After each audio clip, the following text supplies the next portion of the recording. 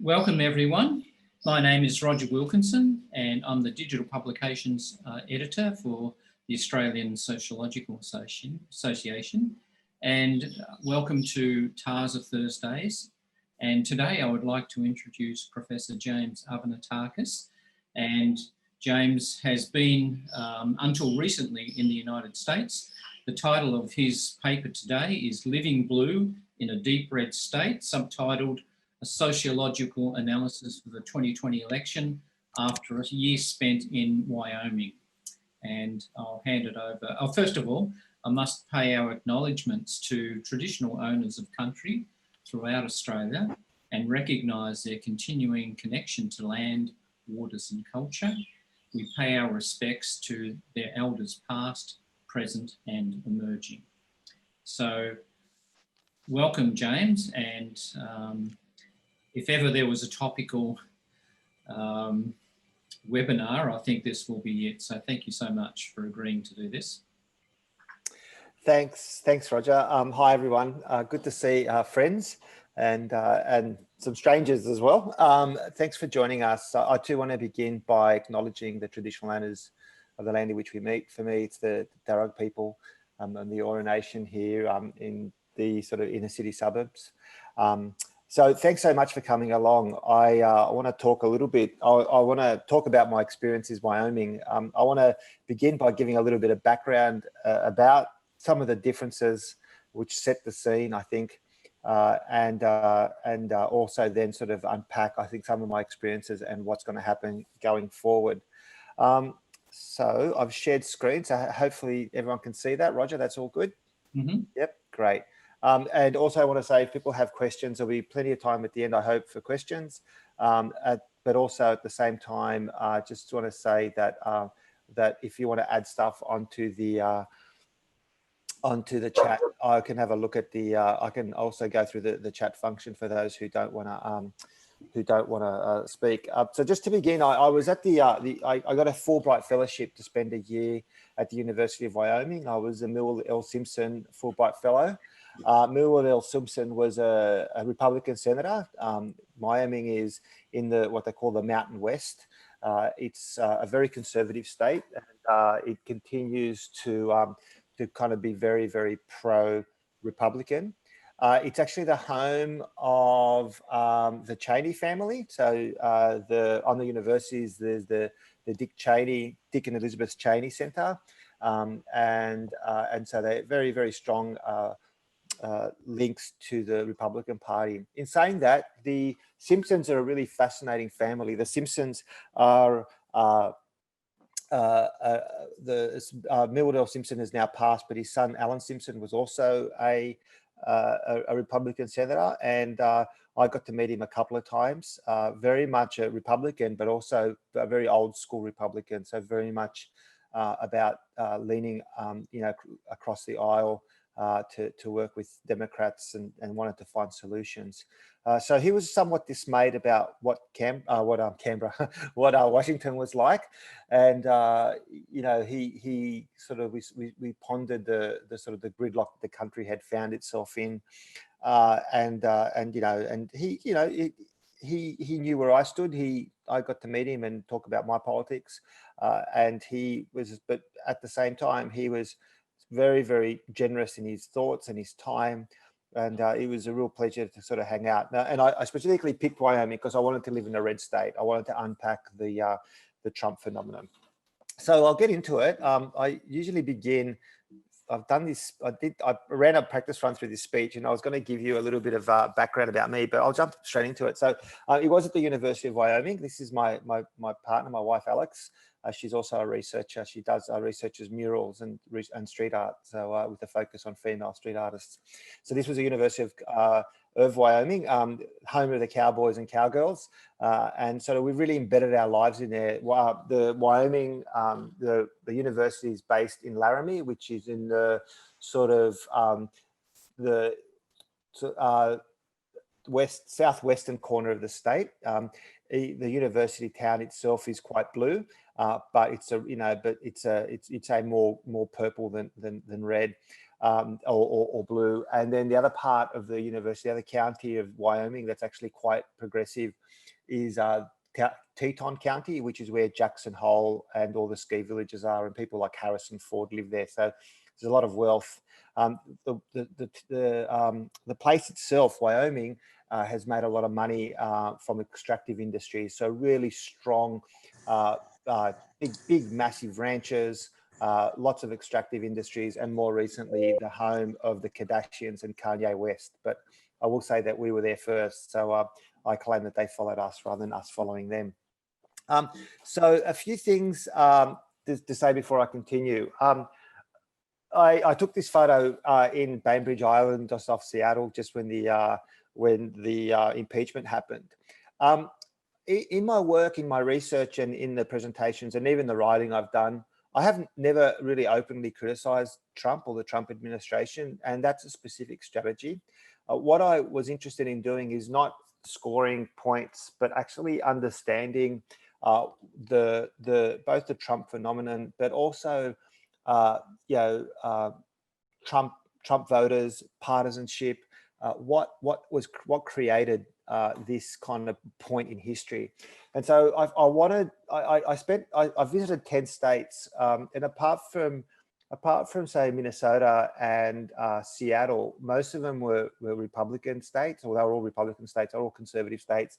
Montana, Utah, Arizona, although that's flipped now, South Dakota, Nebraska, and so on, right? So these are the places I hung out in, and I was really interested. So my own politics, and what I want to emphasize here is I didn't let my own politics get in the way, and I had to, I forced myself to subscribe to Republican newsletters. I forced myself to join Team Trump and read the emails, the 4 or 5 emails I'd get a day from him or the team. I really wanted to understand. I didn't judge. If I was asked my politics, I'd share them openly. I never lied, but neither did I tell people where I stood on anything until I specifically was asked. So this presentation isn't necessarily things I agree with. They're not things that I feel that are right or they're wrong. I just feel that this is what I've seen, and this is what we as scholars who want to find solutions, and that was what drove me. What really drove me was how do we as scholars find a way out of the current predicament? So not what's right or what's wrong or where my politics lie, but what is the way forward? And so I want to talk from that perspective, if that makes sense. And I was on the drum earlier this week, I think Monday, and one of the things I said that if Biden is serious about healing the nation, then he will basically either formally or informally forgive Trump of all his crimes and misdemeanors. And I got a bit of a backlash on that. Now, that's not something I necessarily think is the right thing to do. But if I was advising Biden and I was saying to him, if you're serious about bringing the country together, then they're the kind of compromises that need to be made. So this is my perspective. This is my angle for this presentation. It's not what I necessarily ethically necessarily believe, and I'm not always comfortable with these observations, but they're the observations I found. Some things to know about the US. Most of you would know these. About the same size as Australia, but somewhat bigger in population. The context, the way that America sees its influence, our history is captured in our flags. I kept on saying that to Americans. Whenever I showed them the flag, a couple of people actually mentioned the redcoats, and I said that explains why we don't need guns, because we don't believe the redcoats are coming, unlike you guys, which always got a bit of a chuckle. We are migration nations, and we can see that we had massive amounts of migration in America as well as in Australia, which has really driven our identity. But as migrants settle, or different types of migrants come, it creates a patchwork of perspectives. And so most recently for us, we saw that in the outer suburbs of Western Sydney, the the conservative Christian communities voted against the same-sex marriage postal vote. And we see now certain migrant communities or religious communities really supporting Trump and being concerned about a lurch to socialism as it's perceived in the US. So it's understanding this complex array of what's happening that's really important in as we try and work through these problems. The population spread is also interesting. I was this is where Wyoming is, so right here in the Mountain West. Oh, actually, sorry, I lied. It's here. You know, not a very popular state, very sparse, but has more guns per capita than any other state in America. And both colonial settler nations with unfinished business in working through the challenges. In some ways, the US is miles ahead of Australia. In other ways, we are miles ahead of the US. But it always shows that the context matters. So some strange things the US found, some strange things that I had to confront in the sense of people in America really refusing to believe that something like this was possible. So they could not believe that we actually had compulsory voting. The first time I presented on this, I had people literally ringing me up and saying to me, this can't be real. Like, are you serious? How do you make this work, right? There's just no ability to observe how voting works in Australia. They just couldn't perceive that compulsory voting was a thing. The second thing was that they couldn't believe that we allowed Parliament to elect the leader, that we didn't vote directly for the leader. And they found that very strange. And then I explained to them, they said, but that means that you can change the leaders anytime you want. And I'm like, that's kind of what happens, you know? So they found that very, very weird and wacky. Then that led to this discussion about there being no executive branch. So they found that they didn't feel as comfortable that there was no counterbalance of power that they felt that exists in the US. So again, right, we see this kind of dysfunction that we perceive between, say, the sort of the Hill and the president. But for many people in the US, they were saying to me, you know, that you don't want those things to come together. You need a tension there that keeps people to account. How much of that works? Well, we can look at the Trump years and decide that that's not always the case. They found it very strange that Australia had no Bill of Rights. They found that very, very strange and sort of wanted to know how we protected our constitutional rights, which we then spoke about the different legal systems. But again, really, really interesting and fascinating conversations. Very strange that we had a monarch, the British monarch, as our head of state. They asked me why, and I couldn't respond to that one. That was one that always left me speechless. And finally, they couldn't see the idea of a big government was a good thing. They saw it as it was a pathway to servitude, a pathway to a despotic regimes, and so and there's a real cultural thing about getting governments out of the way if you want to find a solution. Interesting if I was there now, getting a chance to revisit everyone and chat to them about solutions to COVID, if they would maintain that. But there was this really strange idea that all our savings, like superannuation savings and so on, that we trusted government. So that was a really interesting conversations as well. Okay. So let me delve into some of my observations. Again, I share these with you as fellow sociologists or cultural theorists or humanities researchers. And I again, some of this really kind of left me with a big question mark over my head about what can be done. So the first one was that Trump supporters are always more complex than they're portrayed. One of the big mistakes that I think has been made by the Democrats, and I think a lot of observers in Australia, is to just assume that all Trump supporters are driven by the same, all have the same motivation.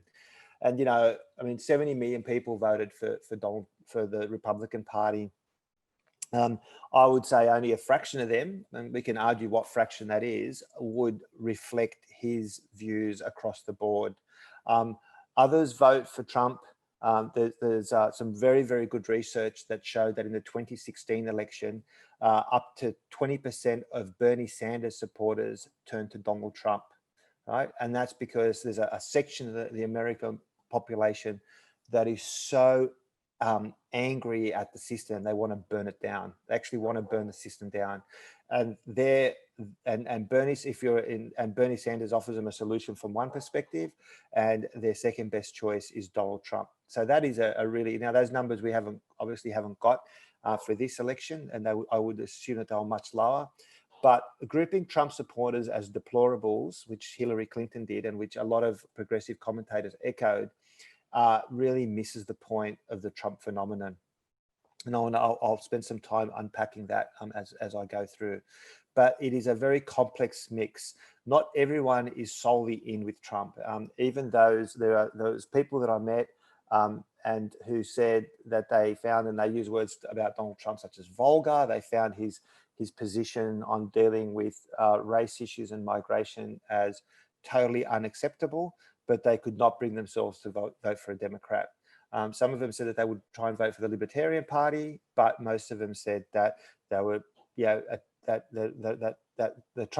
the Republicans would survive Trump, and that they would rather have a Republican to sort of give them a cross section of things that they supported rather than a Democrat. And so we need to understand that the 70 million people aren't deplorables, and I think we have often, it's been too easy to just chastise a whole population on that view, on that sort of holistic view.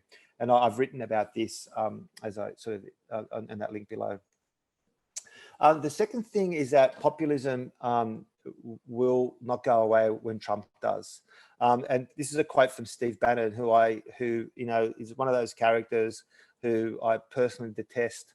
But I take every chance to read everything he writes, because there are insights that Steve Bannon offers about this current moment in history that are really, really important for us who are concerned about finding solutions to the challenges that we face, must take heed of. And the raw definition of populism is that people see a gap between the elites and the people. And so how do you define the elites? Well, the elites are not defined by money. They're not defined necessarily by this sort of being given a silver spoon like Donald Trump was. They're defined differently. And in a way, the elites now are the experts, people like us who study and who try and present complex solutions to complex issues, and are seen to talk down to people and seem to not have the same everyday experiences. The sort of the cosmopolitan elite who are globalized and can travel and can do all these things that other people can't, who have linked into the new economy, and have their finger in the sort of the world of the Wi-Fi world and things like that. It's a different perspective to what most of us have when it comes to elites. Most of us, if I asked you, is Donald Trump an elite? If we did that survey across, TASA members, then I bet you 99.9% would turn around and say, yeah, of course. You ask a lot of supporters of Donald Trump, is Trump a member of the elites? And they would say, no, he's an outsider. He's not part of the elites. And the proof is that the elite, such as the people in the bureaucracies, the deep state, the New York Times, the Washington Post, they represent the elites. And you can see that every time he says something, even when he does something good, they're never satisfied. They're part of the elites, and he's a threat to them. And that's why they always attack him.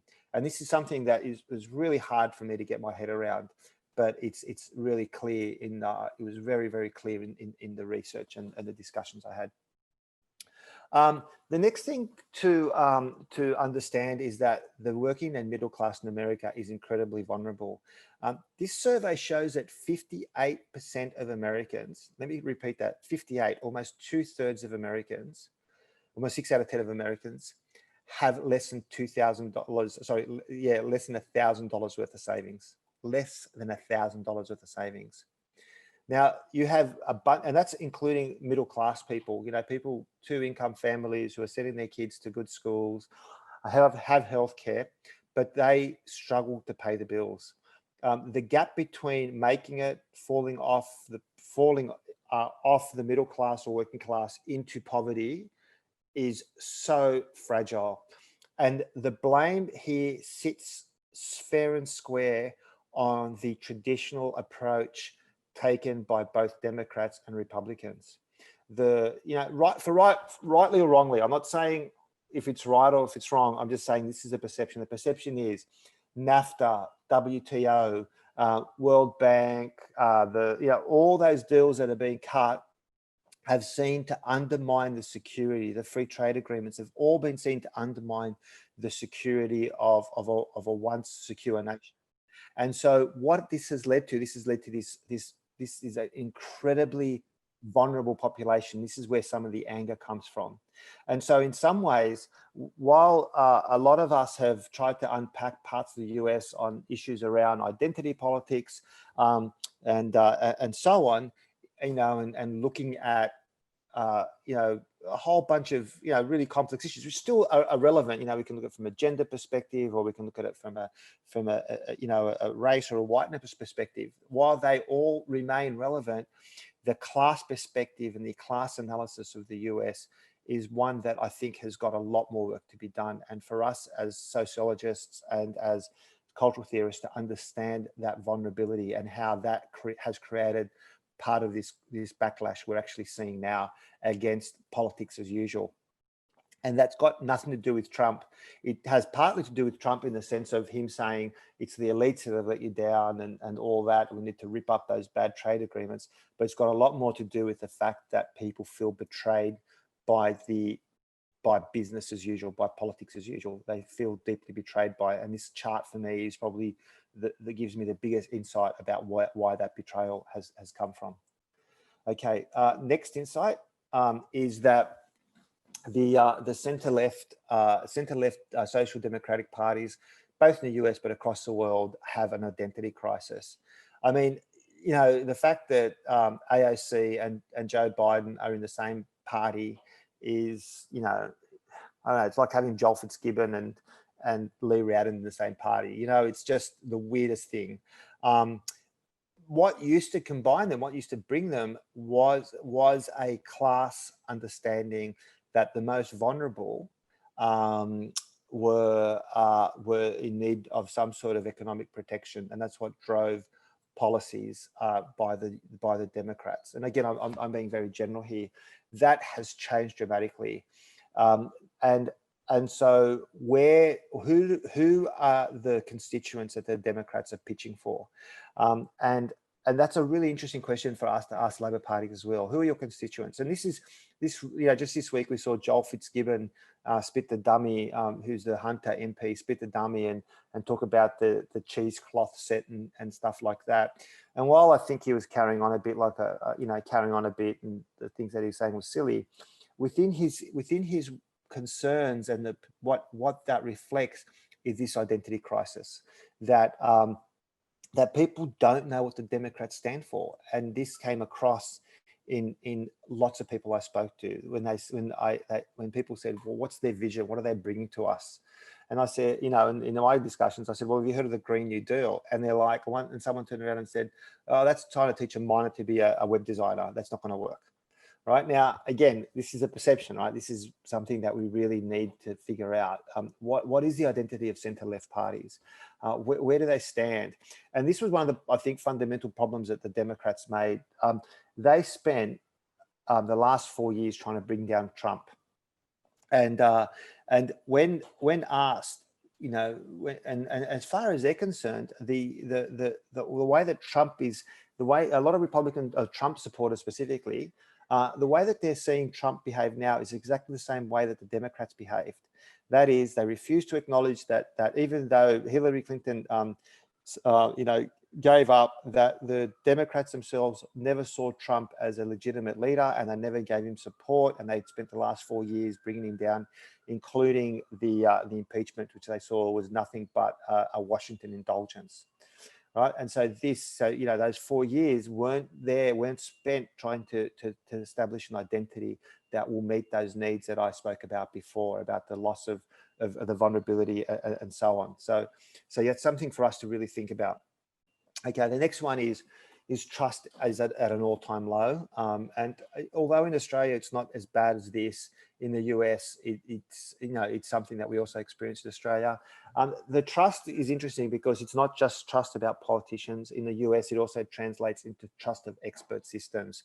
So again, this takes us back to this link between elites and populism, and how trust in elites, trust in universities, trust in bureaucracies mirrors this massive decline.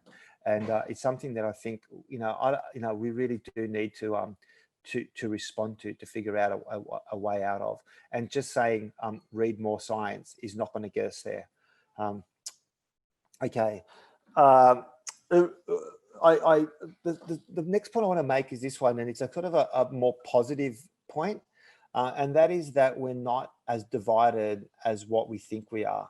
Okay, we're not as partisan what we think we are. There's a really fantastic report by an organization called More in Common, which I encourage you all to check out. It's called Hidden Tribes.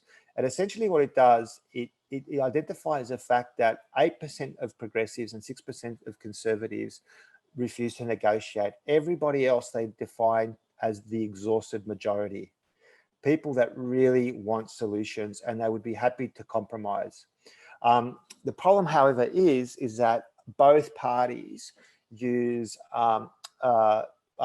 issues that really drive the wedge. And in America, those issues are guns, issues that really don't play a role in Australia, right? Their guns and their abortion rights are two issues that really press the buttons on people. And so what you have in here, and the guys that wrote More in Common, they refer to the 86%, they refer to them as the exhausted majority. Even the traditional conservatives, they put in the wings, but even those, I think when you read the report, you can put them in the exhausted majority. And so what happens is, we saw the sort of the confirmation hearing of Amy Coney Barrett, and I'm not saying that was the right thing to do, but when the Democrats made it all about abortion rights, and Roe versus Wade, and what they really did there was drive a wedge between saying, you're either with us or against us on this issue, and so this becomes problematic. So the exhausted majority are also forced to pick sides. So again, it's something. Again, how do we work through this? How do we motivate the exhausted majority to become more progressive, or not the progressive, to compromise more, to not look at those hot button issues, not to get sidetracked on those issues, to create these false binaries, but to find a way to work together. And I think we're losing the language. We're losing the language.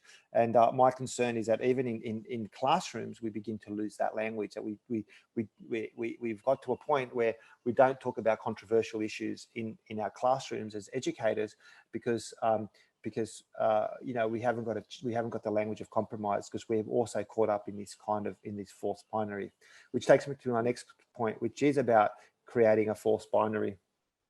And I really saw this in a lot of my classes. I ran 3 classes at the University of Wyoming, and it was really interesting because we had conversations about, I kind of created those conversations about picking up controversial issues about racism and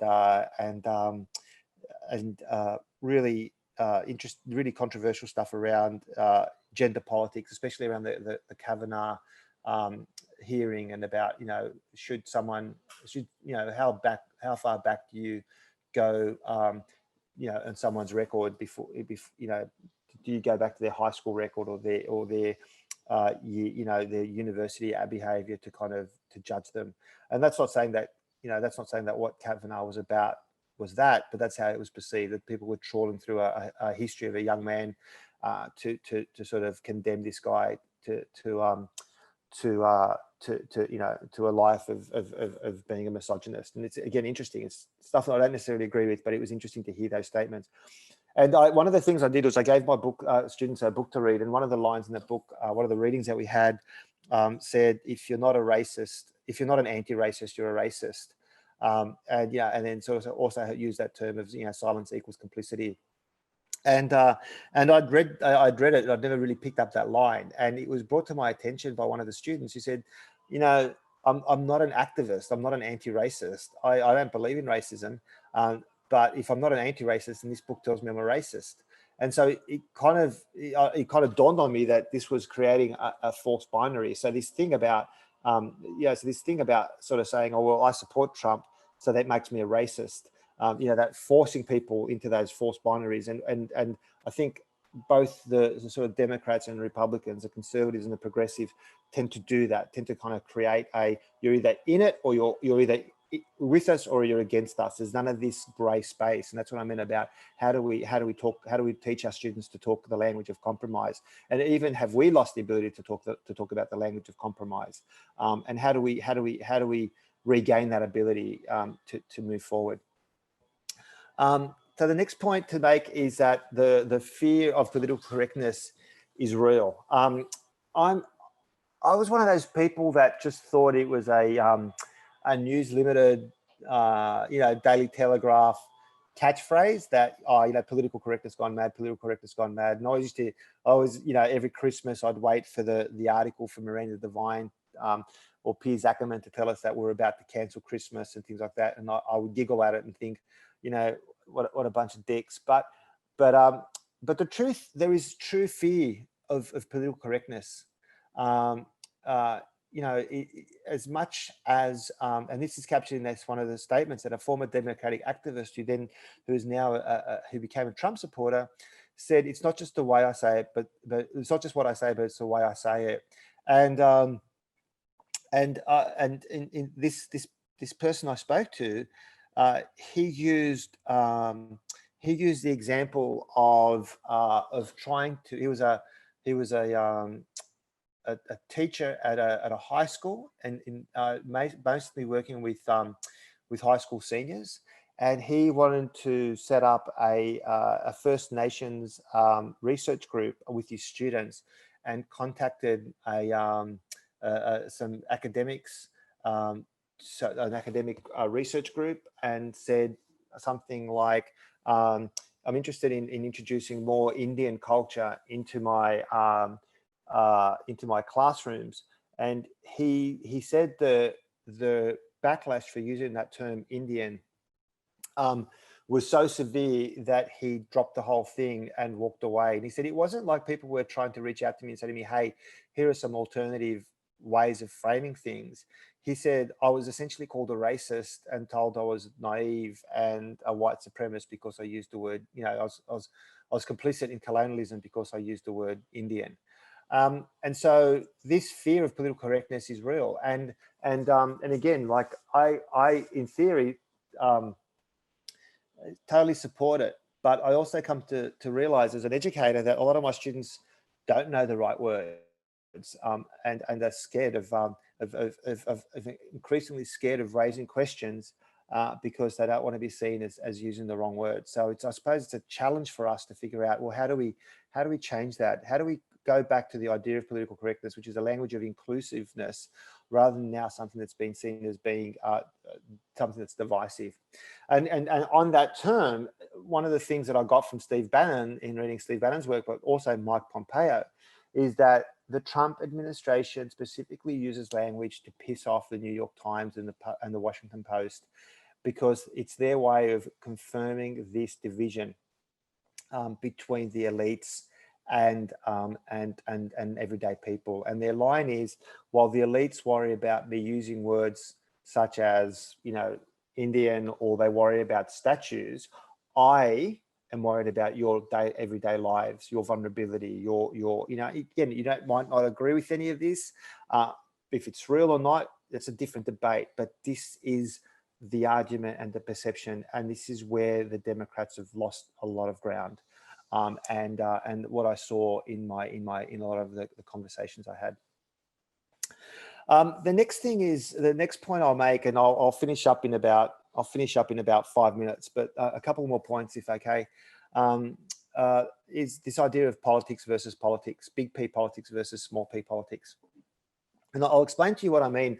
And I've kind of struggled to verbalize exactly what I mean here, but let me try and unpack it for you. And again, I'd like you to sort of capture the essence of what I'm saying. Excuse me. So I met a whole bunch of people. I met a Texas guy living in Wyoming, and I met some other folk who were big Trump supporters, and they didn't believe in affirmative action. They believed in the border wall. They had what you would call, on a big P political kind of platform perspective, very, very sort of very Trump views. Yeah. So you would call them, you would easily classify them as, you know, I mean, I wouldn't call them racist, but, you know, they were people that were leaning towards that racist / homophobic / transphobic space, right? Like, I don't believe in trans rights. I don't believe that, you know, that gay people should get married and things like that. Okay, so they believe that. But, you know, and again, I don't believe in affirmative action. But then if their neighbor was Mexican, or their best friend was gay, or their son-in-law was gay, sorry, if their son came out gay and married a man, on a personal level, they didn't care. And so what they would say to me when I would talk to them, and they would reveal things to me, like I'd reveal things to them that, you know, if I was in America, I'd probably vote for Bernie Sanders. They would say things like, "Oh, so you're a socialist?" And I'm like, "Yeah, I'm a socialist." "Well, but you're a good guy, so I don't care. Let's not talk politics, let's talk football." So it was almost like the everyday politics mattered to them when it came to these issues, these sensitive issues, more than what was happening in the political space. And this one guy who I know from Texas State University, went and did his PhD at Washington State University, turned around one time, said to me that while in Washington State, he was dealing with a whole bunch of people that had grown up who were quite wealthy and were doing these really impressive, coming from these really sort of impressive backgrounds, and they were studying the liberal arts and were doing their PhDs in the liberal arts, and we're talking about all the right-on things, you know, all the politically correct things. And he said, and then it dawned on him that all their issues around inclusion were on a theoretical basis, and none of them had black friends. None of them really knew anyone who was an illegal migrant. And so there was this division between the where we stand on our everyday experiences, and then where we stand on our formal politics. There's a division. And so what I found, to my surprise, is that people who I would flinch at with some of the things they would say, when I saw them and interacted with them, their everyday engagements were actually really progressive. So it was almost like there was everyday multiculturalisms. While there was these kind of political racisms, there was everyday multiculturalisms. Again, it's a bit clumsy to say that, but I hope you understand what I'm trying to say. And so I'll just quickly finish off in a couple of minutes about what I think is going to happen next. And you know, I will say that I did pick the election exactly how it was going to go. So this is my crystal ball gazing. Okay, so the first thing is that that Biden is a very much a short gap measure. He's there for 4 years to try and be a settling hand, and maybe that's what America needs right now. But that also creates a fear that'll limit his ability to bring the country together, because people feel that he's only a Democrat, in a conservative or a middle of the range Democrat, until they knock him off or until he dies. Sorry, Joe. And then they replace him with a socialist. So this is real. This is again, right? Again, we can sit here and snicker about the reality of this, but this is a real fear. So what will limit Biden in his attempt to reach across the aisle is that he's only going to be there for one term, and he might not even see that term through. The second thing to say is that that Trump 2024 is on the agenda already. The question is, will the Republican go for Trump 2024, or will they lean towards someone like Nikki Haley, a sort of a centrist who worked with Trump and has received a lot of criticism for it, but still a centrist? So will the Republican Party be able to envisage a world going forward, or will they start thinking about Trump 2024? That's a big split in the Republican Party, and what people are really hoping, what people see or wanting to happen. The next point is that that even with the election of Biden, all of a sudden we're not going to have a whole bunch of international international cooperation. His advisors will have him treading very, very carefully about how much about how much he should begin to cooperate. And so that means that the America First policy will definitely continue. And so in this way, Trump has achieved something that has reshaped politics from both sides in their engagement with international relations.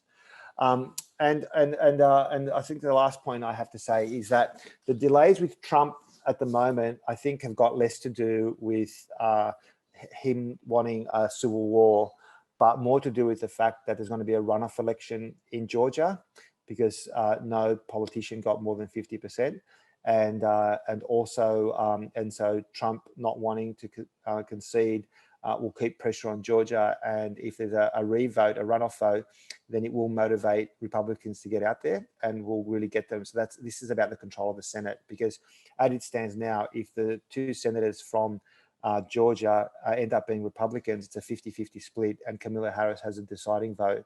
And so part of the reason that McConnell and all that are more than happy to support Trump is because they want to force they want to force a second election or a runoff in Georgia. They want to force the Republicans there to get out and vote.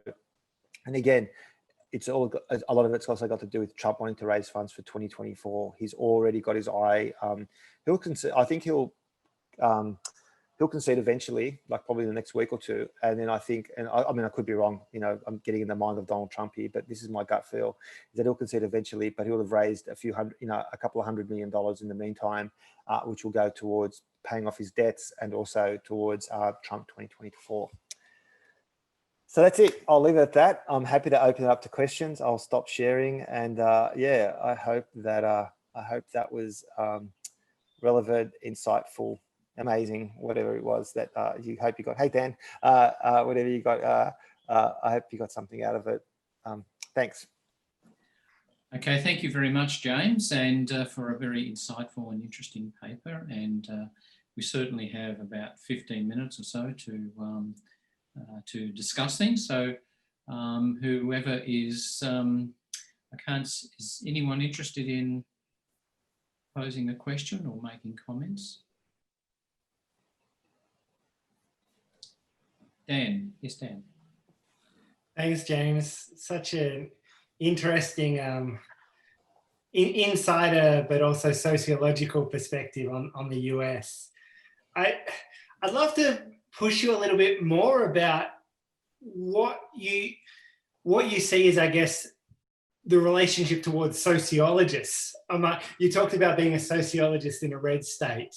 Maybe the attitude towards sociology in a red state coming back at a kind of experiential level, but also to push you on that idea of a kind of anti-elite populism that was partly to do with us giving complex answers to questions. But then you also seem to suggest that there's something about the current moment that pushes us away from complexity and into our own kind of binaries. So I guess your reflections on sociology from your trip as well. Yeah, thanks, Dan. Yeah, it was interesting because I found myself, I'm almost ashamed to admit this on this public forum, but I found myself actually starting to flinch a little bit when I tell people I was a sociologist. Like, it'd be like, it's almost like I'm a sociologist, kind of thing. And that is because there was a real deep sense of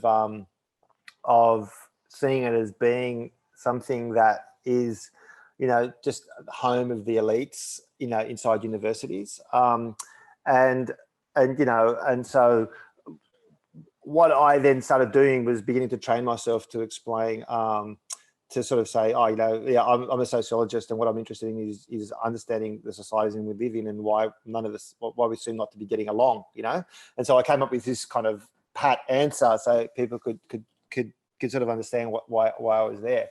I think, and I really want to, I'm not just saying this, but I think the work that you do and TASA does about trying to reclaim the word as being something that's really valuable rather than something that just sort of is about navel gazing is really important. And I think it's important that we continue to do that. And I think that the challenge for us is that we too have got caught in some ways because of the metrics of being on wanting to like get quoted and having our work published in popular media and things like that. Often we get caught in the binary as well and sort of echoing the binaries. So so we turn around and say things, oh yes, that's a racist policy, and so we begin, where our need for complexity is more valuable than ever. We sometimes get caught in echoing binaries and simplicity because we're trying to get that 30-second grab or that 8-second grab on television or radio or quote in the media. And so I think there's a bit of a way for us to think about, well, how do we remain part of public conversations but not go down that binary, and how do we convey some of that complexity in a way that isn't just about us spending 15 minutes giving an answer like I am now, if that makes sense. So one of the examples that I think is really interesting is came up recently in discussions around actually this morning I was talking to some colleagues from the US. We had a meeting to talk about, it's like a partisan discussion group, how do we break down partisanship, and one of the things that we started talking about was about the history of politicians, how far back we go back to politicians. This came up in this conversation, right?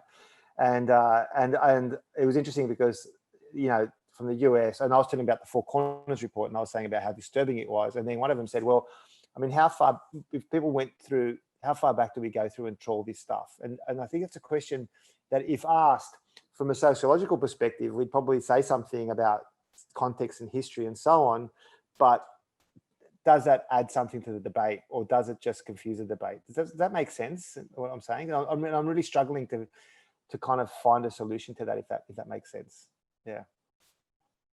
Yeah, have I answered your question? I think I got good. Yeah, like you said, a good sociological answer probably, we need to have symposia over a number of months and then write and reflect on it for a long time. And I think there's structural forces that maybe, as you said, and I agree, push us away from some of the best sociological analysis, because it's an old point, but it's a good one. We're part of the world. We're studying always.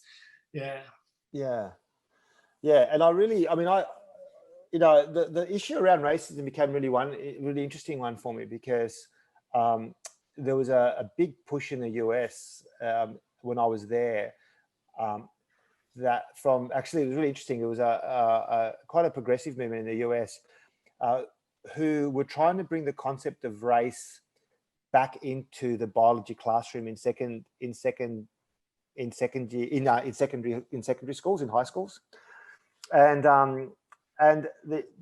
their argument was that for the last 20 years they've taken the concept of race, and every time someone raises it in a classroom, they say, if they're asked things like, well, why are all if race is a social construct, then why are all athletes black, right? Or why are the best, why are us basketballers black? And so this was a discussion being had. And so these groups of biology teachers were working with a group of sociologists, and saying, okay, how is we biologists, because what they kind of come to realize, well, the argument was, well, if we don't answer in the biology classroom and we send them to the humanities classroom, that other people and other falsehoods are filling the gap, right? The biology gap.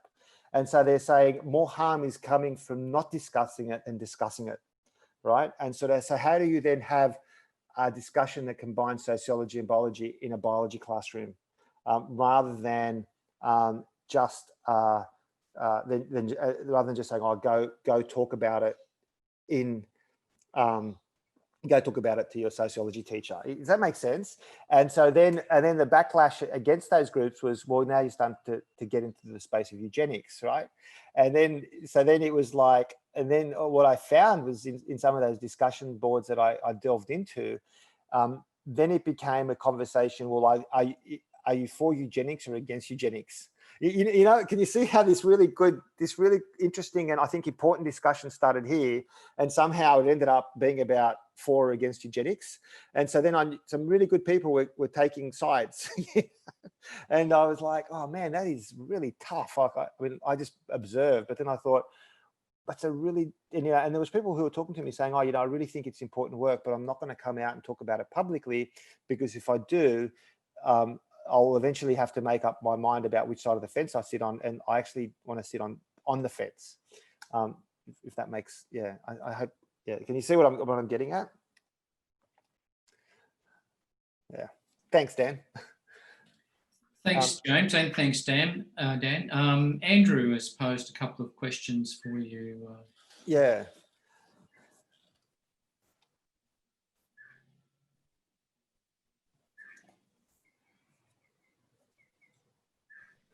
Hang on, so great to hear you.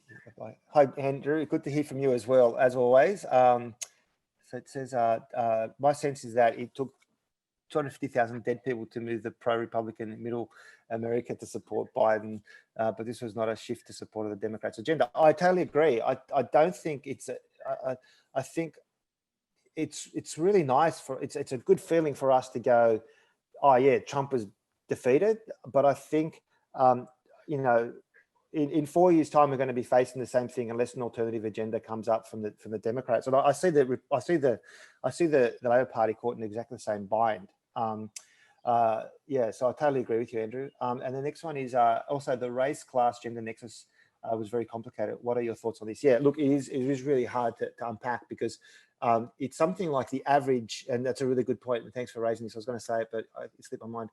The average white household has 10 times more wealth than the average Black American household. That's just insane. So I think the average white household has something like $70,000 in wealth compared to $7,000 of the average Black white household, which, if you think about $7,000 in net wealth, is an incredibly vulnerable place to be. And again, women, gender plays a really important role here. It's women that take up a lot more of the precarious labor, work multiple jobs, and so on. And so then the question is, how do we unpack that? Also looking at the backlash from sort of majority white communities. I think one way to understand that,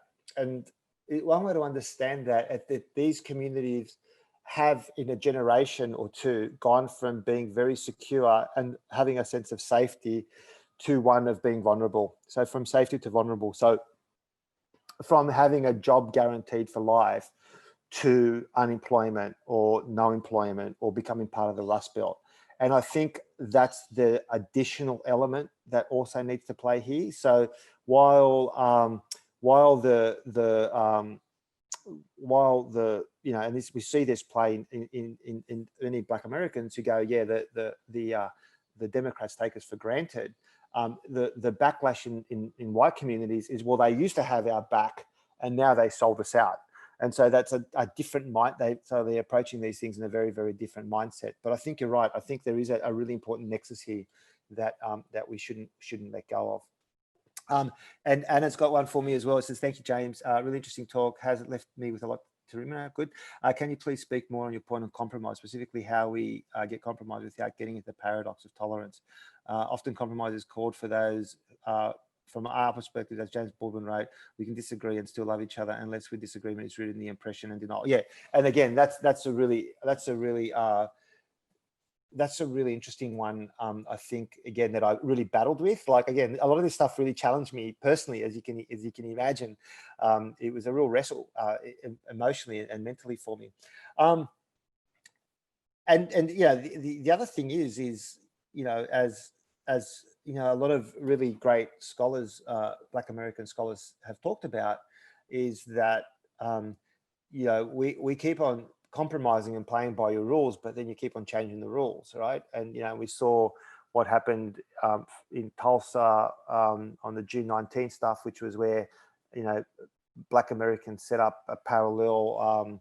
It was a very, very wealthy area that was driven by segregation, and a sort of a parallel Wall Street sort of was set up in Tulsa, which and there was a high level of jealousy, which led to an incident and a rumor, which led to attacking of Black communities and the murder of I think a couple of dozen people, including some lynchings.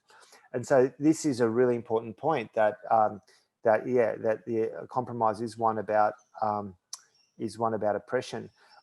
Look, it's often the oppressed that ask the compromise. My challenge, Anna, I suppose, is for us as scholars to think about compromise, for us as scholars to think about how we negotiate with students that come to us with views that we don't agree with. Because what I'm thinking here is this idea that